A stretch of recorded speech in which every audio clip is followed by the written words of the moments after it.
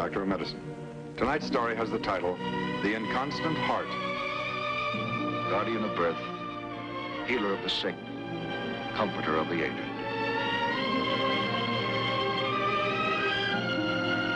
And the qualities of the worthy physician are three. The eye of an eagle, the heart of a lion, the hand of a woman.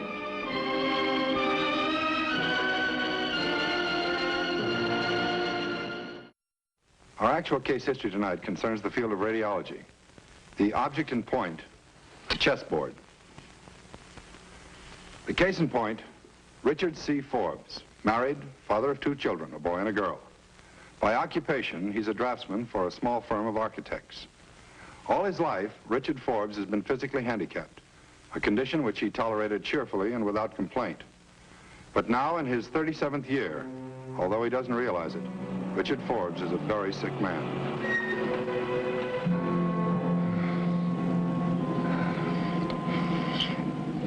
When Daddy comes home, can I go out and play? We'll see. Oh, there he is now. Here, Jim. Here. You take this out to him. I'll be right along. I won't be a minute. All right. Now, be careful. Don't spill it now.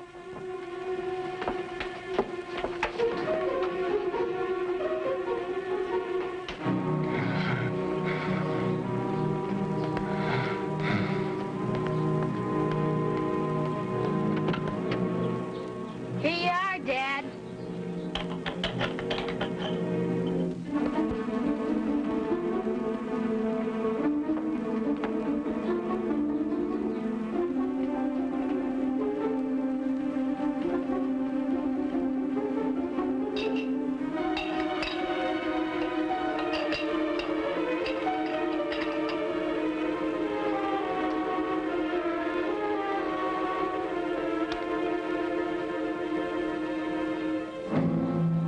Thank you, Prince Valiant. I shall personally recommend you for the round table. Can you make it now? I've got the oxygen already. Sure, I can make it. Easy now. Lean on me. What's all the fuss? This isn't the first time, won't be the last. That's just it.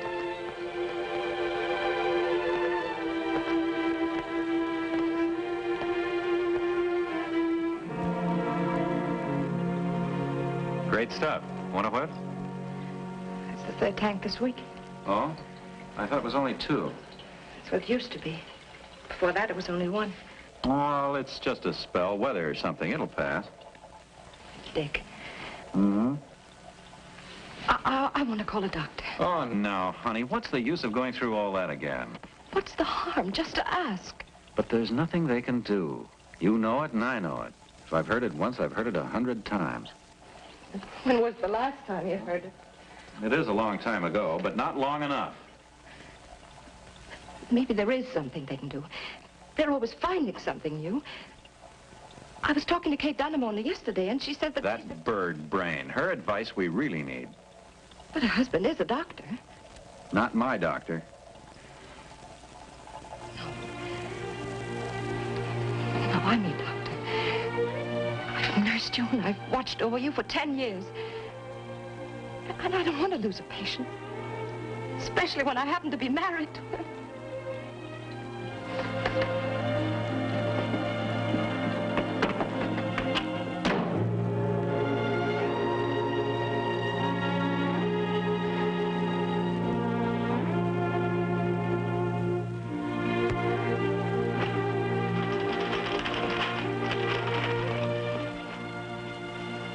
How you feel?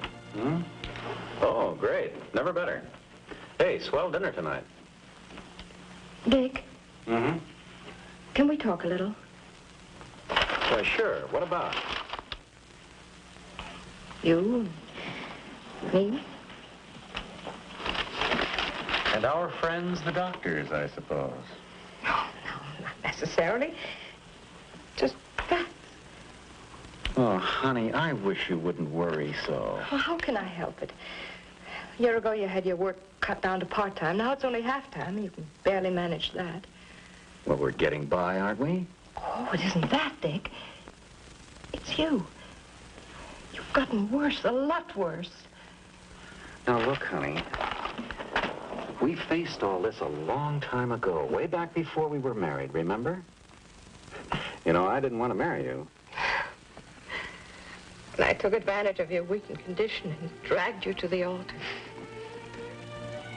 But we knew what I had, and we knew nothing could be done about it. We knew that I probably couldn't expect to live as long as other people. And when we finally decided, well, we'd made up our minds to just forget about it.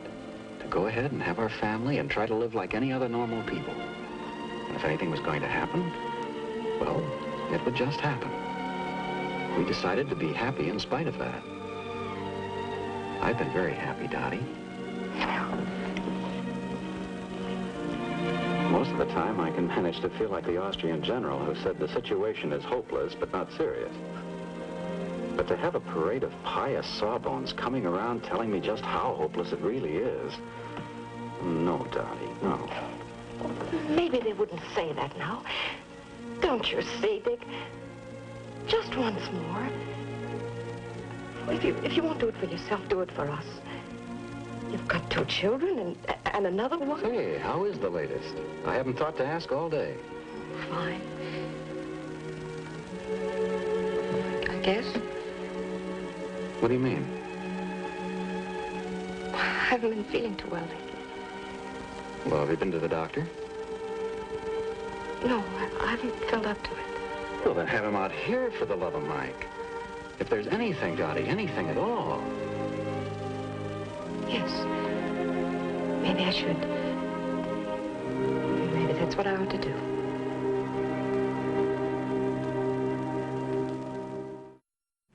Watch that diet, do you hear? Oh, I will, all right. How is she? Oh, fine, just fine. Dr. Stevens, this is my husband. How do you do, Doctor? Hello. Excuse me for not getting up. Sure. I was just going through a game here between Lasky and Voronov. Havana, 1920. Went 9 hours to a drawn game. Oh, you play chess? Some. Yes, I remember. Voronov was quite conservative. One reason why he was good, of course. Do you mind? Go ahead.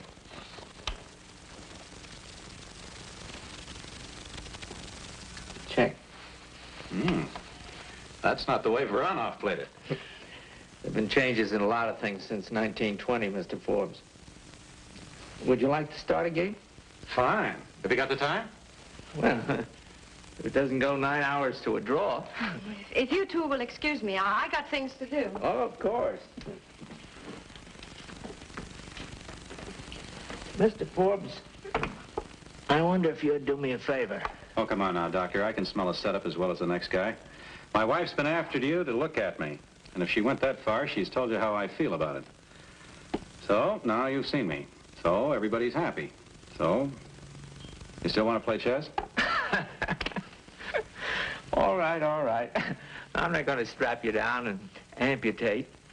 Put it down to professional curiosity. Do you mind so much? Well, as a matter of fact, I do. But if it'll make you feel better, Doctor...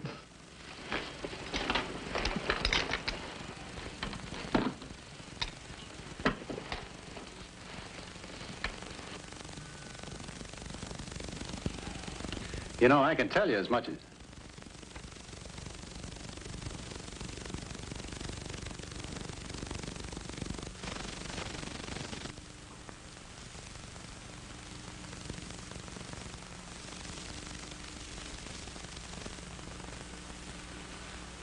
You know, I can tell you as much as you'll hear through one of those things. Multiple defects of the heart. Leaky heart, they used to call it. Not enough blood gets to the pulmonary artery and into the lungs. Result, not enough oxygen. Result? Could be that. Could be a couple of other things, too. Oh, sure, I know. I've heard them all. But they all add up to the same answer. Do you mind? Go ahead. But there isn't one blessed thing you or anybody else can do about it. Who told you that, Mr. Forbes? Every doctor I've ever seen. They were right, of course. Sure they were right. Right as rain, except for one thing. They told my folks I wouldn't live past the age of 7, but I'm still here. And you know something?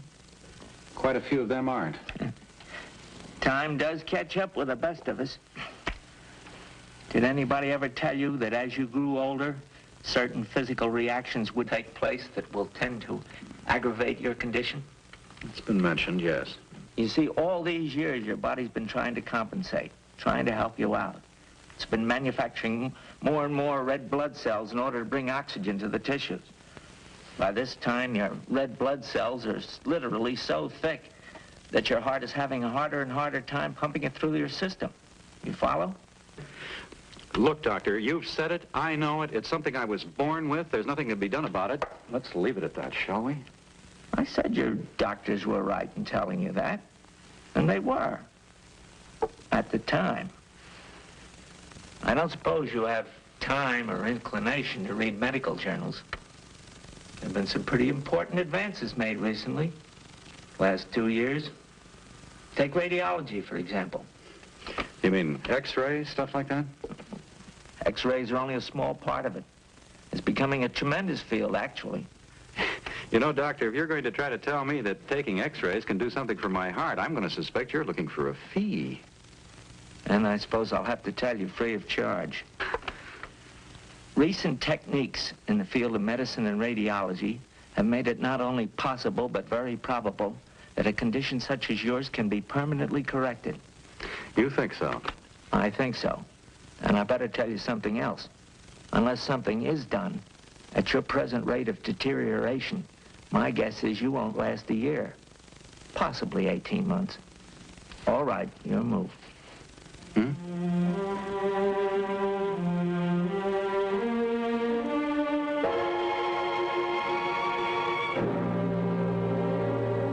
Dr. Martin. Dr. Martin. Look, I've lived with this thing for a long time. And I quit hoping years ago. I had to. I didn't dare to hope. I don't dare to even now. Well, why don't we hear what Dr. Santana has to say, Dick? If it's going to be one of those 10-to-1 shots, Doctor, it's no go. I'd rather take my chances on the 18 months or whatever it is you say I've got left. I've gone along that way so far, and I've been pretty lucky. I don't want to play Russian roulette on some operating table. Dick. I understand your point of view perfectly, Mr. Forbes. If I'd had your experience, I think I'd feel the same way. How about, as a starter, would you like to look around the shop? Yes, I would. Well, if you folks will excuse me, I'll check with you later, Doctor. Dr. Stevens? Thanks. I'll check with you, too.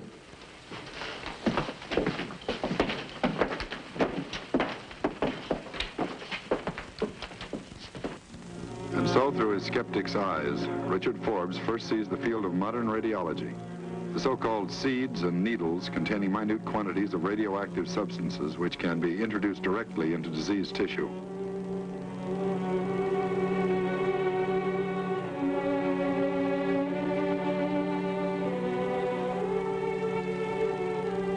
The atomic medicines, used both in treatment and as diagnostic tracer agents.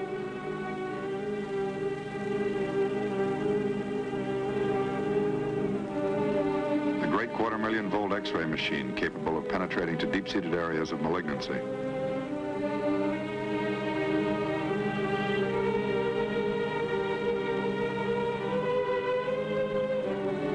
The impressive cobalt bomb, employing radioactive cobalt, and sometimes used to supplement deep X-ray treatment.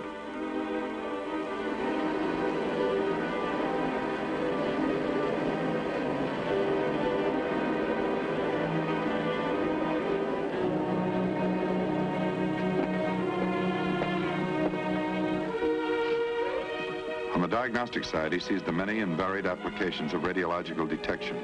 The Cintiscaler used to check the function of the thyroid gland, operating like a Geiger counter to record the size and condition of the thyroid gland.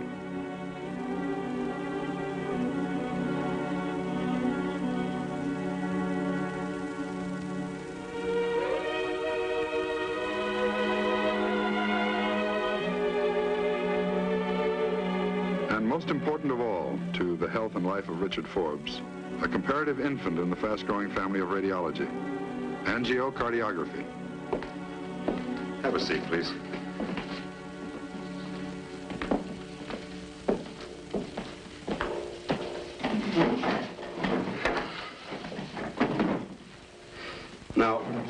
want to tell you exactly what we propose to do in your case and why we propose to do it. The reason the doctors told you they couldn't do anything for you when you were younger was that they didn't dare to try. They knew that you were born with what you've called a leaky heart. But they couldn't be sure of the exact extent or location of the defect. There's quite a variety of them, you know. Yes, I know. An operation on the human heart is a serious business under any circumstances. If a doctor had to go in and poke around, not knowing what he was going to find or where he was going to find it, the odds were just too great. Loss of blood, shock. He couldn't take the chance. What was needed, and you'll understand this, you're a draftsman, what was needed was an exact blueprint of the heart before surgery.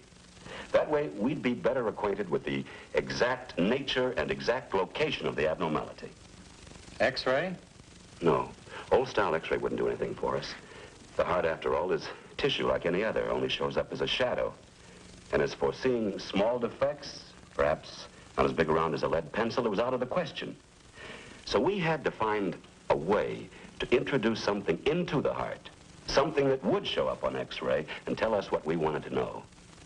Now, the heart is one organ of the human body that you just can't go sticking needles into, that's for sure.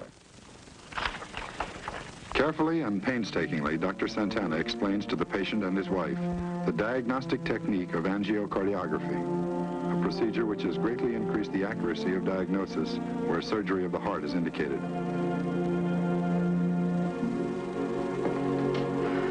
So, that's what we want to do to you. Well, I guess we'll just have to buy it, huh?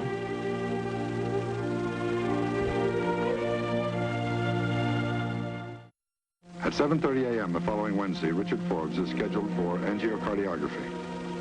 Present are Drs. Stevens and Santana, Dr. Finlay Carter, a cardiologist, an attending nurse, an X-ray technician. A local anesthetic has been administered. The field is the middle left arm. No general anesthetic is needed. The patient will be conscious during the entire course of the operation. Feel anything? Not a thing. Bet you $1 cigar you won't from now on either. Oh, I'm not allowed to smoke, remember? Better take him up on it. Maybe you will be by the time we get through. One of the cubital veins is dissected free for about 1.5 inches of its length. It is tied off at the far end and a small opening is made in the vein.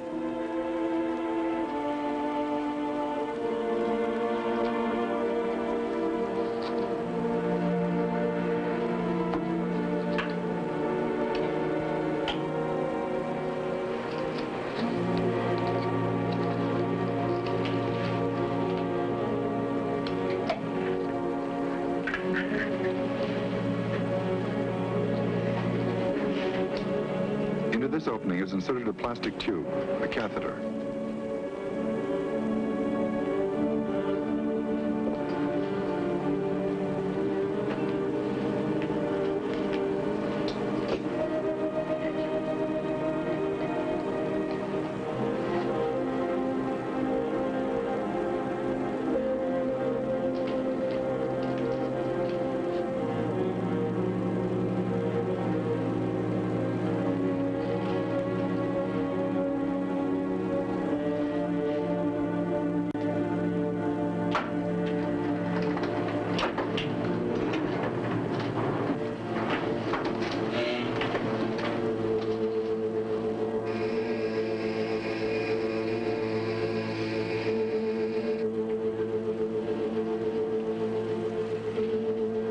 Passage upward through the veins. The catheter is under constant observation fluoroscopically.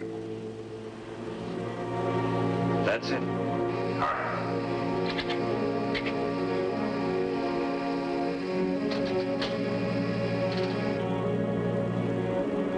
It is passing through the axillary vein in the upper arm, entering the subclavian in the shoulder.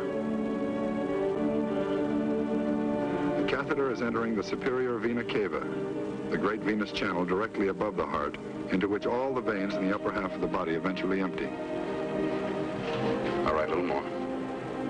The catheter has entered the right atrium, first of the 4 chambers of the heart. It will be kept there throughout the remainder of the examination. That's it.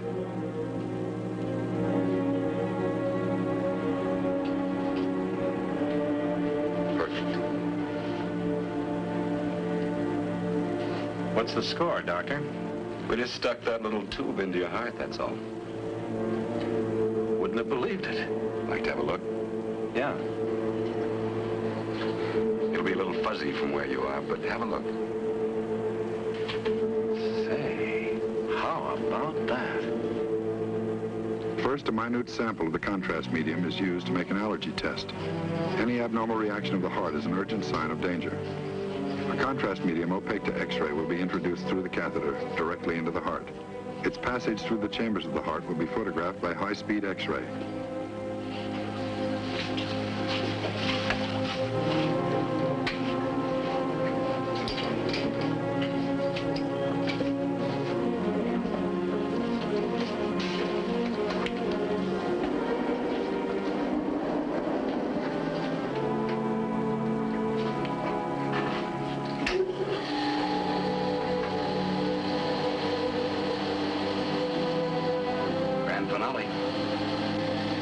If you are.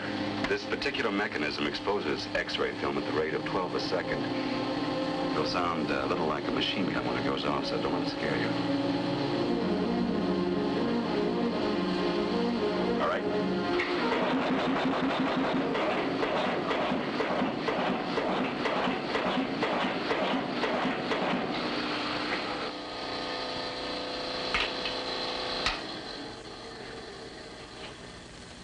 Instrument table, please.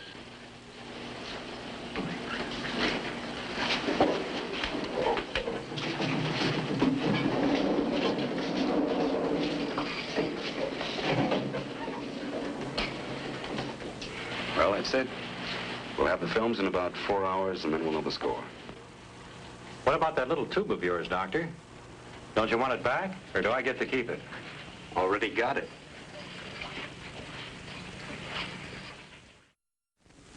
It seems so easy, and yet, all those years. Come in. Morning, Doctor. Morning. Mr. Forbes. Forbes, how do you feel? Well, it all depends, Doctor. How does our scorecard read? Pretty good. Here, take a look at it. This is the pulmonary valve right here, which leads from the heart to the lungs. Now, here's the cause of your trouble right here at these 2 points. It's referred to as pulmonary valvular stenosis. There's a constriction at the valve hindering the flow of blood to the lungs. There's also this septal defect right here. I see. Tell me, Doctor, if I take a chance on this surgery, what are the odds? Well, I don't like to talk about odds. Makes me sound like a horse player. Heart operation's always serious. But from what we know now, I'd say your chances are good. Very good. And if I don't take a chance on this surgery? Well, I think we talked about that before.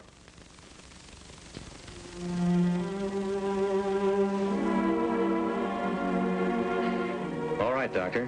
Let's get the show on the road. So once again, Richard Forbes goes into surgery. But this time, it isn't just a little incision in his arm. The surgery is major. His heart. A few years ago, it wouldn't even have been attempted.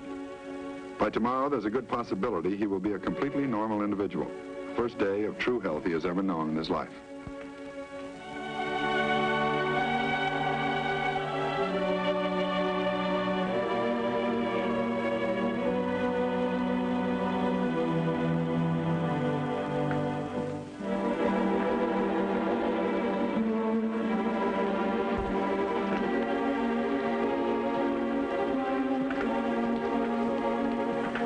Relax, Mrs. Forbes. It turned out fine. In fact, it couldn't be better. I think tomorrow you'd better come in and see me.